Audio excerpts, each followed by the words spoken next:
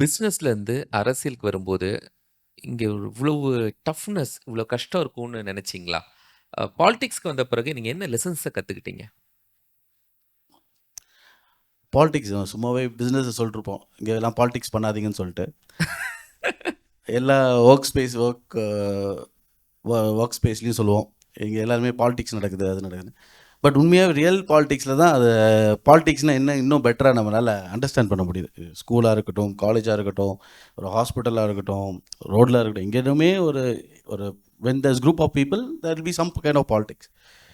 But கடைசியில் அந்த பாலிடிக்ஸ்குள்ளேயே நம்ம இருக்கிறோங்கிற போது when you are very straightforward, நம்ம வந்து டிரான்ஸ்பரண்ட்டாக இருக்கணும் நினைக்கும் போது we obviously will face certain challenges. But அதெல்லாம் எதிர்கொண்டு வந்தால் தான் you can be successful. So எது டஃப்பா இருக்கு? பிசினஸ்லயா? இல்ல பாலிடிக்ஸ்லயா? அதான் பாலிடிக்ஸ் வந்து அதான் சொன்னேனே, பிஸ்னஸ் வந்து பிகாஸ் எங்கள் அப்பா பண்ணிகிட்டு இருந்தார். நெக்ஸ்ட்டு லெகசி நம்ம அதை எடுத்து பண்ணணுங்கிற ஒரு ஒரு ஃபோர்ஸ் இருந்தது, ஒரு கட்டாயம் இருந்தது.